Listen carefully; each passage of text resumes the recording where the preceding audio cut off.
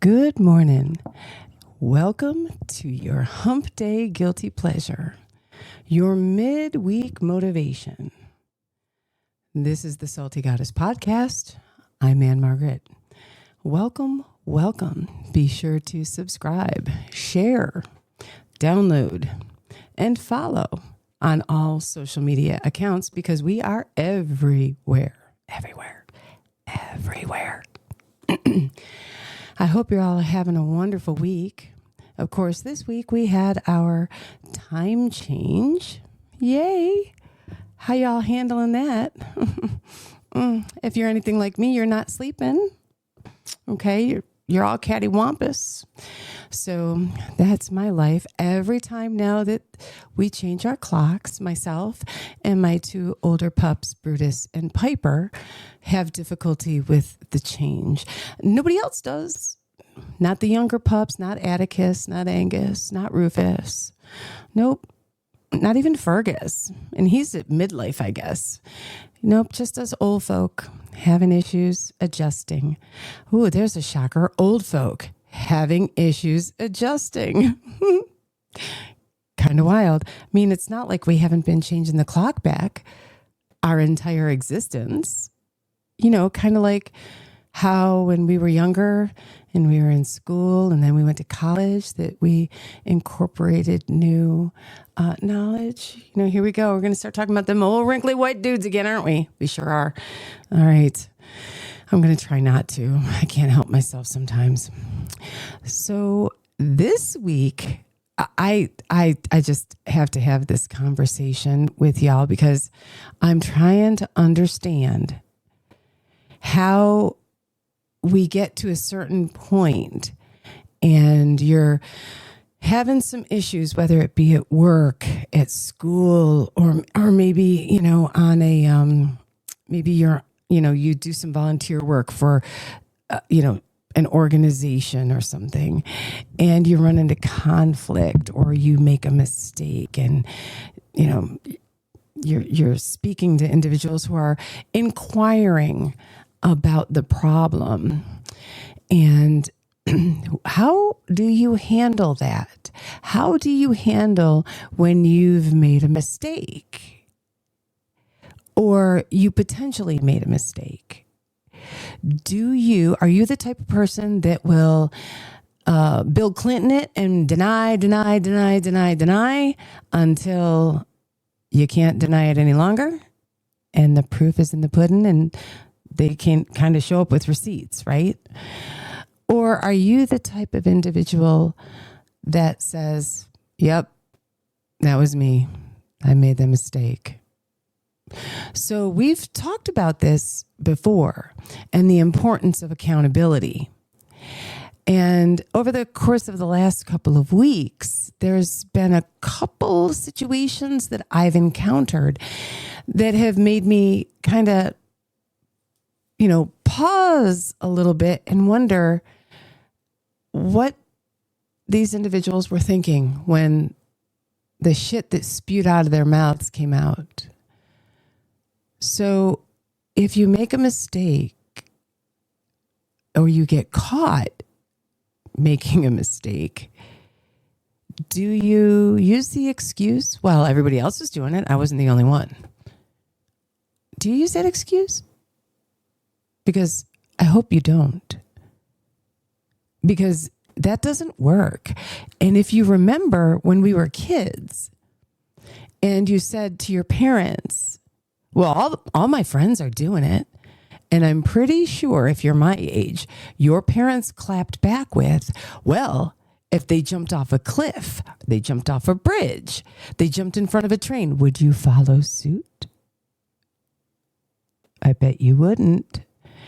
And I'll bet that your parents, without realizing it, were trying to teach you to not be a lemming. They were trying to get you to think for yourself, trying to get you to make decisions not based on peer pressure, right?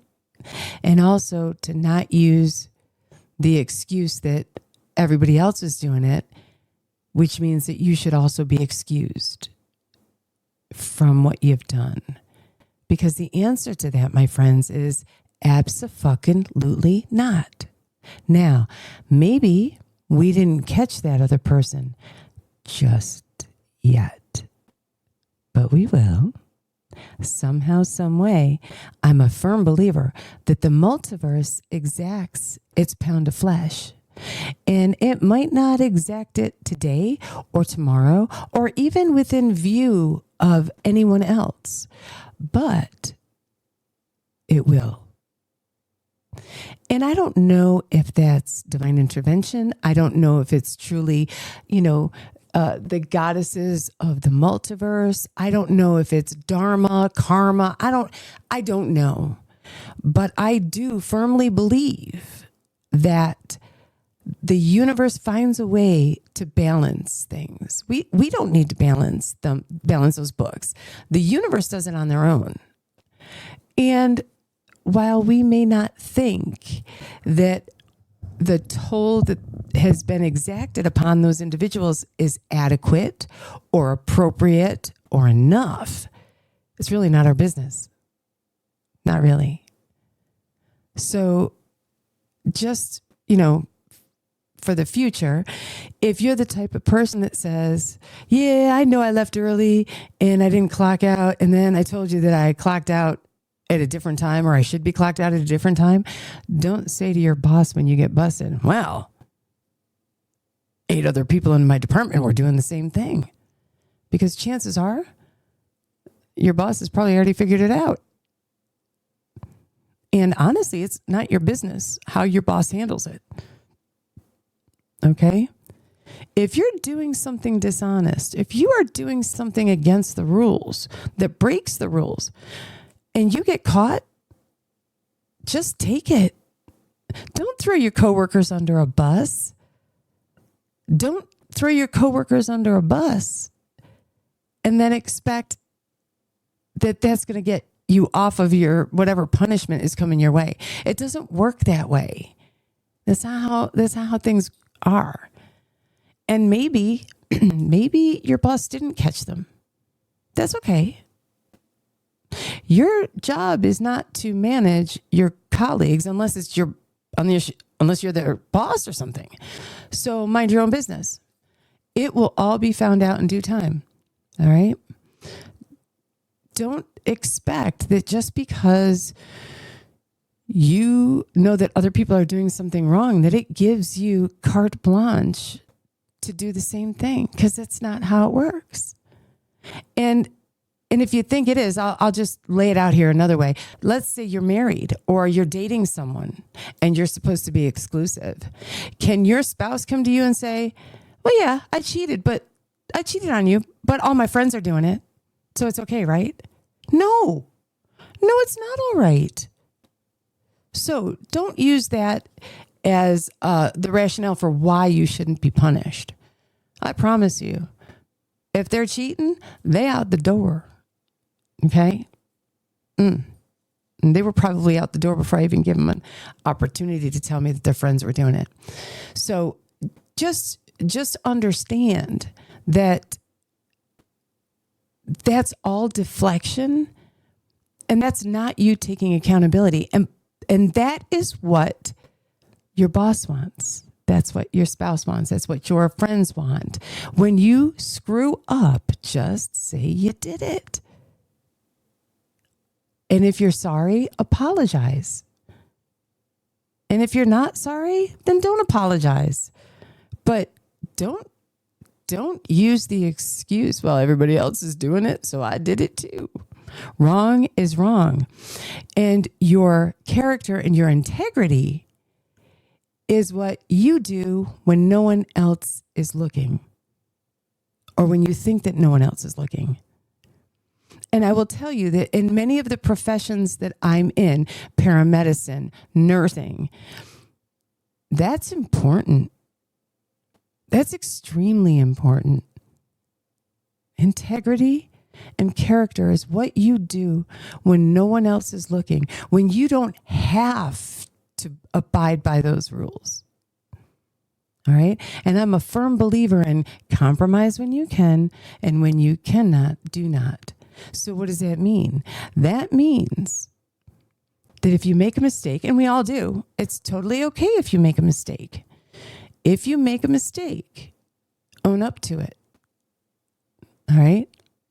Now, an attorney will tell you that if you're being interrogated by the police, don't own up to anything. Just say, can I call my attorney? I don't want to answer any questions without an attorney present. All right, that's the best advice they can give you. But when we're talking about work or school or any other work that you do for an organization, just admit it. All right? It may mean that when you admit it, you're going to be dismissed. However, chances are you were already going to be dismissed, whether you admitted it or not. But admitting it means that maybe someone will still give you a letter of recommendation because you showed great integrity and character. And that's important. That's really important. I would still write a letter of recommendation. I mean, unless, of course, what you've done is so egregious. All right. That's different, right? But common errors and mistakes, even poor judgment. If you've learned from that, if you've taken accountability, those are strong, characters. I'll give you an example. I had to do something recently. I did it and I did it wrong. And when someone else recognized that there was a mistake, and this person sent an email out asking, I don't know how this happened. We should probably look into this. I immediately responded with, oh, that's on me. I did that. That's my mistake. Why would I waste their time to do an investigation and wait for somebody to come to me and be like, so the keystroke says you were the one that did it. Why would I do that? That's not being mature. That's not being an adult. That's not taking ownership of your own behaviors, your own failures, your lack of training, or whatever the case may be. And I get it. The fear of someone realizing that you've made a mistake or having to admit it's intimidating. But I will tell you, what's worse is when you know you're the one that made the mistake and you say nothing, and they have to spend, time to figure out who did it and how they did it, why they did it. Think about the number of hours it would take IT to figure it out. And for them then to, do a report and get back to the boss and so on and so forth. Friends, that's a waste of time. It's also an even bigger waste of the company's money. So why do that? You're compounding your error by not admitting to it. So if you know it was you, admit it. If you're brought into a room and you're being questioned by your superior, or by, your manager or whatever, I want you to know something. And probably better than 80% of the time, they already know the answer to the question they're going to ask you. They're just wanting to find out how honest you are. And that can make or break your continued employment, your continued education, your continued affiliation, you name it. All right. So understand that, I'm coming from a place of many years of experience. I'm old. Okay. And when I was younger, admitting to an error, well, that's a sign of weakness. That means I need more training. That means there's something wrong with me, that et cetera, et cetera. No. And it takes a while for people to understand that. We've always been, I shouldn't say we've always been taught, but my age group, and I'm over 50, okay? My age group was taught that if you need help with something, that means you're weak or there's something wrong. We don't ask for help. We do it on our own. Don't fall into that trap. That's another one of those toxic things. Don't fall into that. Because it's not true. Everyone needs assistance at some point with something. So there's nothing wrong with saying that. As a matter of fact, you're stronger when you ask for assistance. People have more respect than you like procrastinating to not do something because you don't want to ask for assistance and you don't know how to begin, where to begin, or what to do. And that sometimes is a hard lesson to unlearn when it's what's been portrayed in movies in ways in which we don't even think about. When you think about all the heroic movies that we've seen, when does the hero ever ask for assistance? And I'm thinking about like Jason Statham, Arnold Schwarzenegger, Sylvester Stallone. Think about the movies we watched when we were growing up. Steven Seagal, Chuck Norris. Nobody asks, those heroes don't ask for assistance. The only time we've ever seen true teamwork and assistance is like, now we've gone, what are they called? The Avengers, right? Maybe I shouldn't even be talking about those because I think those are trademarks and brand names. But think about when they brought a group together, a consortium, if you will. Everything doesn't have to be done by one person. And oftentimes not working together actually causes more problems because the job just can't get done. Right? When you see someone build a house, does the roofer usually do your plumbing? Does the electrician usually put your windows in? No. That's teamwork. When you watch, the Department of Transportation fixing a road, the guy, I don't even know what the names of all those machines are, but the same guy doesn't run every single piece of equipment on that job site, do they? No, because they are specialists in their particular piece of equipment or their job. So it takes an entire team to repair a road. That goes right on down to the traffic control officer or whatever they might call them. Flag woman, flag man, flag person, traffic control person. I don't know what they call it because I'm not on the Department of Transportation team. So just saying, it takes everybody. And then who do you think comes back after they dug up the side of the road? Who do you think comes in and hydro seeds? Do you think it's the ditch digger? Or do you think it's the pipe layer? Or do you think it's the guy that lays the fiber optics? It's not. So everyone does something that's a specialty on that team. And that goes for everything. Do you think I could manage an entire house by myself with the way that I work without having a housekeeper or having others assist me with laundry and mopping and cleaning? I promise you I couldn't, because there's not enough hours in the day. There's not enough days in the week, and there's not enough weeks in the month for me to get it all done, despite the fact that I only sleep between like midnight and 4 a.m. Right? I cannot do it all. And there's nothing wrong with having a team of people. Somebody to do the lawn, somebody to take care of the pool, somebody to be my admin assistant who makes all my airline, reservations and hotel reservations and etc. Okay. That's what real teamwork is.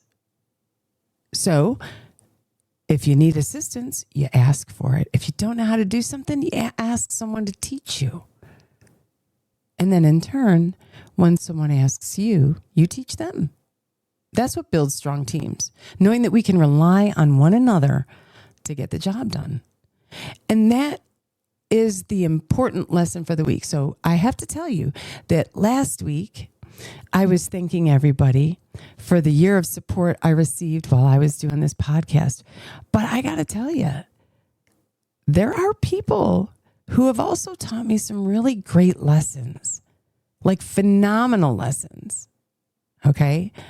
Including, it's okay to ask for help. Including, no need to burn your bridges. And, I never burned bridges anyway. More like I used hand grenades and explosives and stuff. Yeah, that was more my speed. Okay. No need to do all that. So again, I guess I got to give thanks one more time. All right. This is a third podcast in a row now that I have to say thank you to those individuals that took the time to explain things to me and teach me. There's a lot of them out there. GS, CM, LH, and I got a list. RW, right? And then in turn, some of those things that they taught me, I've taught to others. Especially some of the things that RW taught me and PG and MK. All right. Anything's possible. Just got to work together. All right. Dreams are dreams. You write them down, they become goals. Let that be one of your goals. Learn to take feedback. Learn to ask for assistance. Learn to take accountability when mistakes are made. Because I'm telling you, mistakes are made. Okay? They are. Plain and simple. They're made.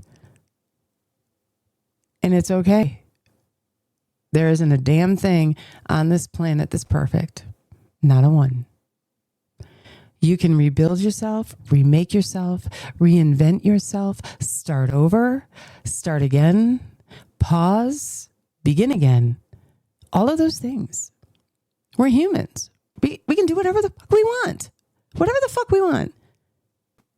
I mean, within the confines of laws, right? I mean, don't be out there breaking laws. Don't be breaking rules, regulations, policies, and procedures. Don't do that. Because if you get caught, there could be some consequences. All right? And that's, I guess, the most important lesson of the day. And don't buy a Ford. For fuck's sake, please don't be buying a Ford. Okay? Can I just tell you how many Ford drivers I got stuck behind this week? I really, really wanted to rip all my gray hair out of my head. Every last strand. It's so frustrating. So frustrating. Also, stop driving in the left-hand lane slower than the flow of traffic. Please stop doing it. Stop driving below the speed limit when road conditions don't require it. Y'all are enough to drive a person mad. Okay? Drive me mad. Also, can y'all stop crowding the boarding lanes when you're getting on an airplane? All right? You bitches know you ain't in group first class, first, second, third, or fourth. Just sit down, please. Oh my God. I know you heard the attendant tell you. Don't approach the boarding lane until your number's been called. Our computers will not allow you to enter the plane until your number's been called. And yet y'all crowd up, get all in bunches and stuff and get in the way. Stop it. Stop it. Remain in your seats. It's unnecessary. I don't like all them people crowding around me either. All right? Don't be a jackhole. Stop that shit. All right. Also, please stop driving around with your high beams on when you're behind somebody else. Why you got your high beams on? They've got their high beams on. Why you got yours on? You're not supposed to. You're blinding the living shit out of the person in front of you. In oncoming traffic, you want to, maybe turn off your high beams. That would be nice. It would be super nice. Yeah. It's so aggravating. So aggravating. You literally burn my fucking retinas out of my head at 5:30 in the morning when I'm on the road. Cut that shit out. Ain't nobody got time for that. Nobody wants to deal with that. Fucking crazy. Absolutely crazy shit. I'm telling you. Anyway. Yeah. Yeah, those are just, some housekeeping things. Oh, and please, listen, and bitches, will you please start washing your hands after you use the ladies' room? I can't tell you how many times I've been in a public restroom recently, and these bitches just be walking out the door without washing their hands. I'm so disgusted. Blah. Oh, so nasty. Y'all, come on. I know you know better than that. And it's been happening in a lot of places. Not one specific, but a lot of them. And also, one last thing. To the Jackholes who love to rewrite history or to talk when you're in a group of people and everything that's coming the fuck out your mouth is a story and it's not real. Can you do me a favor? Can you let the group know that you're like trying to see how everybody thinks, what everybody thinks of your screenplay? Because that's what it is. Y'all living in a fucking fantasy world. I have never heard so many people make up so much shit in my life from what they've done in the past in their service. And, when they've done medical things, everybody's like a fucking superhero. I got to tell you, I've been doing medicine for 30 years. I've never had that many wild things fucking happen to me while I was taking care of a patient. I got maybe 25, maybe 30 things where there was some medical wow or some shit that gave me an existential crisis. But seriously, yeah, come on. It's unbelievable to me that you did this and you have all these like stories where you recognized an aberrant cardiac rhythm that none of the interns recognized, none of the docs recognized, and you saved the day. Really? Like, where were you? Note to self, don't go to that fucking town. Oh, and you were a basic EMT and you were able to recognize that? That's kind of wild. Oh, you were an ED nurse and you knew more than the ED physician? All right, that might be true. That might be true. But seriously, every shift you worked? Oh my God, please. Ain't nobody got time for these stories, friends. Nobody. Not a one. And you know what you do when you lie about that stuff? You literally are screwing shit up for everybody else. We all know that you weren't, this, that, or the other thing. Trust me, we can tell just by looking at you 9 times out of 10. And when you're making up these stories, that's not honor, honesty, integrity, or character. It's actually a mental hygiene issue. That you walk up to a group of people and start telling stories and you actually think they believe it. It's wild to me. It's wild to me. And it's not just even people that lie about medical calls or service or any of that shit. Your day-to-day life, I promise you, nobody's day-to-day life is that fucking thrilling. Nobody, not even mine. And I speed, and my life ain't even that thrilling. Okay? Come on. I text when I drive. My life's still not that thrilling. Thrilling enough, but not that thrilling that I've got so many wild stories about all the things that I've done. No, my life's medically for a patient pretty much been mundane. Seen some wild things. Seen some things I didn't understand at the time. Okay, but no, friend, seriously, there's no way. There's just no way. And nobody's buying it either. All right, so let's go back to thanking people. Thank you, storytellers. Your shit's been so wild, by the way, that I won't even embellish a story anymore because I'm embarrassed now. Like some of us, we might add 5 extra miles when we're talking about the speed we're going, or I can't even do it. I can't do it because y'all are so embarrassing now that I feel like I really just cannot embellish a story because it's embarrassing now. That's what y'all have done. Now, none of us can tell stories because in the back of my mind, I wonder, I'm like, what are these people really thinking? I'm just going to keep my mouth shut about that. I bet they won't even believe it. We've been over here sitting here listening to this bullshit for the last, I don't know how many weeks in all these meetings. All right. So do me a favor. Just stop begging you. All right. So thank you for being a jackhole. You at least give me an example of something I never want to be. Ever. All right.